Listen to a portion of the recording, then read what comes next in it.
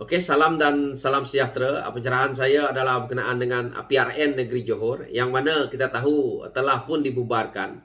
Tetapi apa yang saya nak buat teguran ini adalah kepada pihak pembangkang yang mana kita lihat setiap kali ada PRN, maka setiap kalilah ada cerita tentang kemah besar lah, tentang bagaimana pergabungan lah, tentang isu bendera lah. Jadi ini adalah satu isu yang kecil tetapi impaknya sangat tinggi kepada rakyat. Ini sepatutnya sudah tidak berlaku lagi. Sepatutnya sebelum ini presiden-presiden parti yang ada dalam pihak pembangkang ni dah pun membuat rundingan berkenaan dengan pergabungan mereka, berkenaan dengan isu bendera mereka, tentang logo mereka. Sepatutnya benda ni dah selesai lebih awal. Jadi apabila berlakunya PRN, PRU tidak menjadi isu. Hari ini, setiap kali PRN maka menjadi isu. Ini adalah yang menyebabkan salah satunya kenapa rakyat tidak dapat nak memilih parti pembangkang ini untuk mentadbir negara, untuk mentadbir negeri. Walaupun apa yang saya perkatakan ini mungkin tidak didengari, mungkin juga dikatakan sebagai salah, tetapi hakikatnya apabila saya cuba turun ke bawah, bertanyakan kepada rakyat, apa yang saya dapat tahu, bahawa kenapa mereka mengundi parti yang walaupun mereka tahu bahawa pemimpinnya kurap, ataupun pemimpinnya rakus, mereka salah guna kuasa, kerana mereka ingin satu daripada kekukuhan tu di sebuah negeri itu. Jadi mereka berkeyakinan bahawa jika mereka menyokong saja parti kerajaan yang ada hari ini, terutamanya parti UMNO untuk terus kekal berkuasa, walaupun mereka tahu bahawa parti itu mempunyai masalah yang besar dalam pentadbiran yang lalu, kerana mereka sudah tahu bahawa parti juga daripada pihak pembangkang tidak mempunyai kekukuhan. Apabila terjatuhnya 22 bulan, hasil penggabungan yang tidak kukuh. Jadi ini yang membuatkan rakyat merasa tidak yakin lagi. Jadi apa yang berlaku hari ini? Jika PH tidak nak bergabung dengan parti yang lain selain daripada apa yang dah ada dalam PH hari ini, maka jangan bergabung, buat ketetapan, buat ketegasan. Jadi hal ini tidak akan berlaku dan akan memberi keyakinan kepada rakyat. Ini juga yang berlaku di Sarawak. Kenapa pembangkang di Sarawak kalah? Kerana isu yang sama, yaitu apabila semua pihak pembangkang yang bertanding ingin menjadikan parti mereka sebagai parti yang memerintah negeri Sarawak, akhirnya rakyat tidak mempercayai kerana satu, ada yang parti baru, kedua, ada yang mengatakan bahawa mereka itu proceed sahaja daripada pihak gabungan parti GPS yang mana mereka ini didanai oleh pemimpin daripada GPS.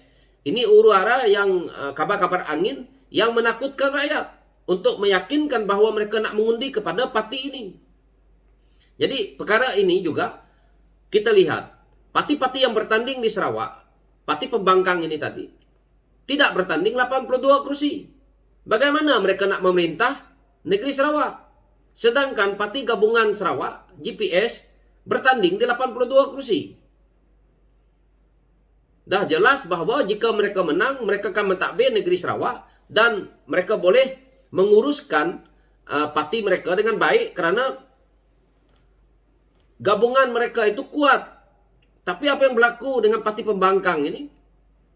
Mereka tidak bergabung. Ini juga akan sama isunya di Johor. Kalau kita nak bercerita tentang kemah besar, kemah besar yang nak diceritakan, kalau gabungan itu nanti, ia akan diteruskan atau tidak, dan akhirnya runtuh lagi. Kan terjadinya PRN lagi, akan menyusahkan rakyat, juga menggunakan dana duit rakyat nih, untuk melakukan PRN. Jadi, rakyat akan berpikiran bahawa lebih baik saja mengundi parti yang dah ada hari ini, ataupun kerajaan yang ada hari ini. Jadi ini adalah satu yang saya lihat pihak pembangkang, terutamanya PH, ubah. Saya sebagai rakyat bercakap seperti ini, kerana jika saya tak bercakap seperti ini, maka mungkin pimpinan di atas nih, bukan mereka tak tahu ataupun mereka terlupa, harus nilai perkara-perkara seperti ini. Ini adalah amat penting. PHS tidak boleh seperti ini lagi, yang mana bertelagah tentang isu pergabungan dengan parti lain, ataupun nak lagi menggunakan logo itu ini.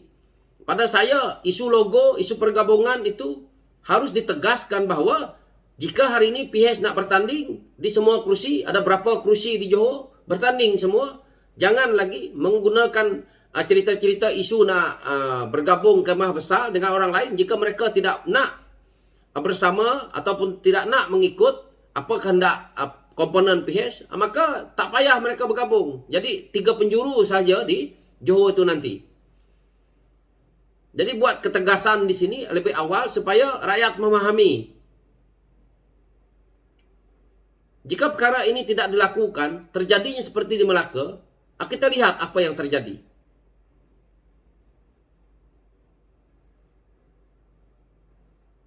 Kita inginkan perubahan, tetapi jika dalam parti kuncang kancir seperti ini adalah menyenangkan pihak lawan untuk mereka memenangi pilihan raya yang ada di setiap negeri, setiap kali PRN, setiap kali PRU, maka kegagalan itu terus berlaku di pihak pembangkang.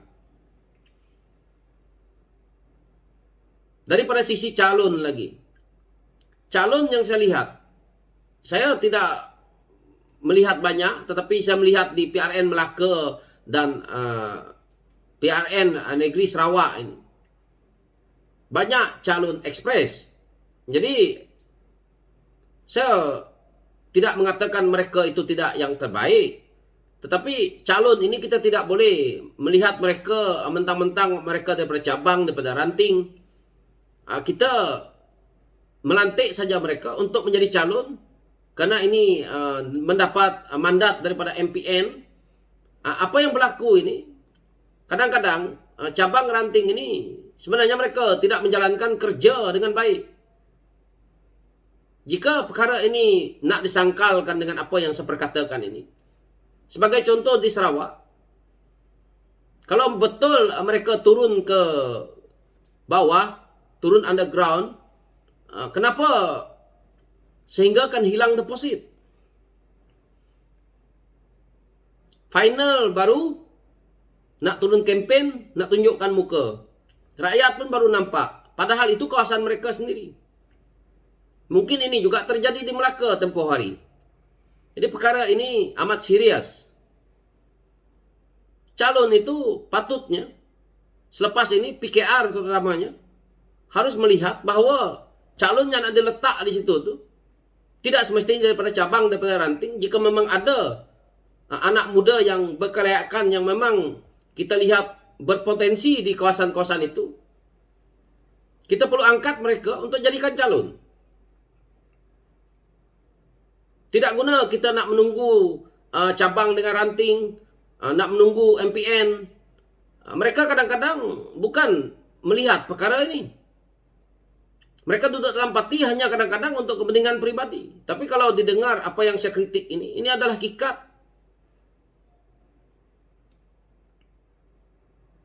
Banyak yang syok sendiri.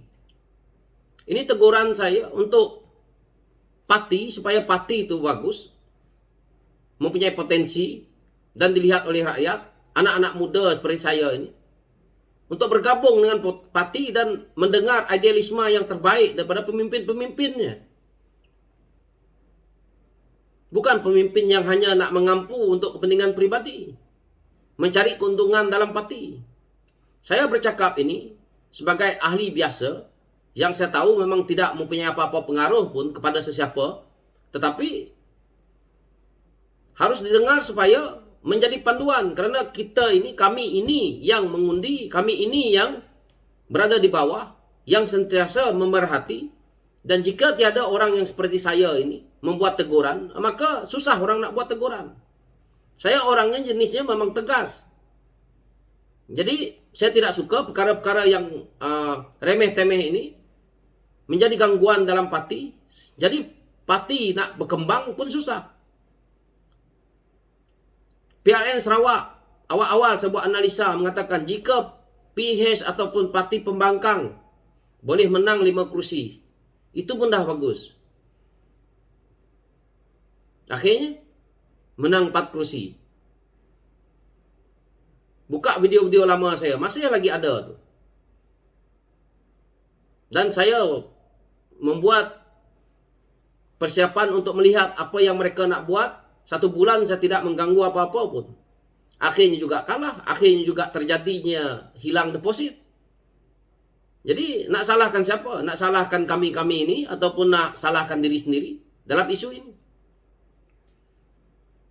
Jika kita nak pergi menjadi seorang pemimpin politik, jika kita tidak mempunyai pengaruh kepada rakyat, kita tidak berjaya memberi idealisme yang terbaik, memberi hujah yang terbaik untuk rakyat mempercayai kita.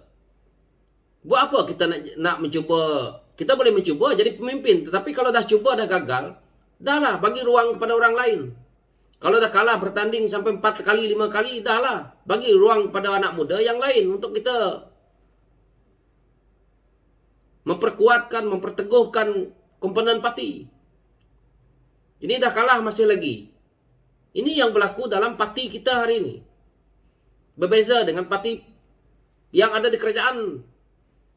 Apabila mereka dah kalah ataupun mereka dah jatuh setelah berlakunya pilihan raya, mereka terus hilang daripada pandangan. Mereka tidak mengganggu lagi parti mereka.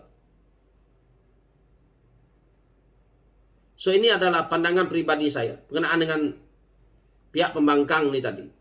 Supaya melihat jalan yang betul-betul terbaik, tegas dalam tindakan. Jangan asyik main macam tingtong saja.